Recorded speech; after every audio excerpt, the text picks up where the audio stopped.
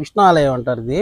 కాకపోతే స్వామి పేరు వచ్చి శ్రీ చొక్కనాథ స్వామి. శ్రీదేవి భూదేవితో ఆయన ఇద్దరు కూడా పక్క పక్కనే ఇద్దరు ముగ్గురు ఒకే పీఠం మీద ఉండేటువంటి దేవస్థానం. విశేషం ఇది. అంటే అమ్మవార్లు ఎక్కువగా పక్కన ఉంటారు. స్థల పురాణం గురించి వివరించగలరా? స్థల పురాణం అంటే ఇది మామూలుగా ప్రతిష్టే. ఇప్పుడు రాజుల కాలంలో ఇప్పుడు చొక్కనాథుడు అనే రాజు మధురైలో ఏదో పరిపాలన చేసేటప్పుడు ఆయన అనుకుంటున్నాము. ఇంకో దేవాలయం కూడా ఉంది, బెంగళూరులో ఒకటి కూడా ఉంది ఇది ఇట్లాగే. అట్లాగా ఆ మధురైలో కూడా శివాలయం ఉంది. అయితే ఇది విష్ణు ఆలయం, అక్కడ ఉండే శివాలయం అన్నమాట.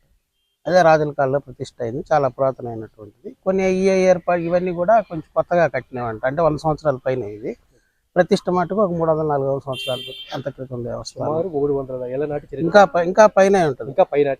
ఇంకా పైన ఉంటుంది. సో స్వామివారికి విశేషమైన పూజలు ఏ మాసాలు జరుగుతుంటాయి? అంటే ఇప్పుడు ధనుర్మాసం నడుస్తుంది కాబట్టి ఈ నెలలో వచ్చేసి ధనుర్మాసం అని చెప్పి నెల రోజులు, అలాగే ముక్కోటి ఏకాదశి, అలాగే భోగి రోజు గోదా కళ్యాణం, సంక్రాంతిలో గరుడు సేవ, అట్లాగా ఈ చైత్ర ద్వాదశి రోజు అంకురార్పణ చేసి పంచాన్నకంటే 5 రోజులు 5 వాహనాల సేవగా 7 రోజులు మొత్తం అది ఉత్సవం, బ్రహ్మోత్సవం జరుగుతుంది, వార్షికోత్సవం అనమాట. అట్లా మిగిలినప్పుడు ఏకాదశిలో అవి చేస్తూ ఉంటాం. శ్రీకృష్ణాష్టమి ఇట్లాంటివన్నీ కూడా ఉంటాం స్వామికి. ఇక్కడ అందరూ కూడా గ్రామస్తులందరూ చాలా చక్కగా భక్తిశ్రద్ధతో వచ్చి వాళ్ళ ఆ యొక్క ఉభయకర్తలుగా ఉన్నటువంటి వాళ్ళు శ్రద్ధగా జరిపించుకొని వెళ్తూ ఉంటారు. పూజల్లో మటుకు ఇబ్బంది లేదు, కానీ కొంచెం దేవస్థానమే 300 ఏళ్ల నాటి ఆలయం అని మీరు అంటూ ఉన్నారు. జీర్ణోద్ధర సమస్య జీర్ణోద్ధర పనులు ఏమైనా ప్రారంభమైతే బాగుంటుంది మీరు కోరుకుంటున్నారు?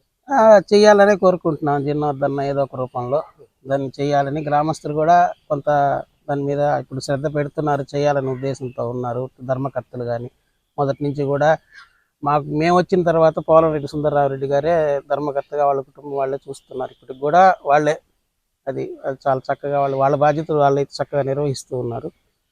కాకపోతే ఇది చాలా వ్యయంతో కూడుకున్నది కాబట్టి అది కొందరు నలుగురు కలుసుకొని చేసుకుంటే కానీ మొత్తానికి నిత్య ధూప దీప నైవేద్యంతో జరుగుతూ ఉంటుంది. ఎప్పుడు ఆగేది ఉండదు. మరి ప్రాముఖ్యమైనటువంటి అంటే ఇక్కడికి ఇచ్చేసిన భక్తులకి ఏ కోరికలు ఈడేస్తాయి నమ్మకంగా ఉన్నారు?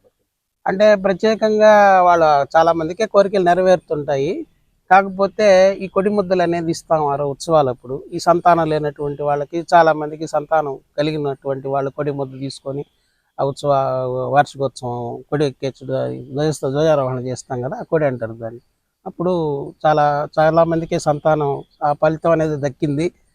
చాలామంది ఉన్నారు ఇక్కడ కూడా, ఊళ్ళో కూడా అట్లా ఉన్నటువంటి వాళ్ళు.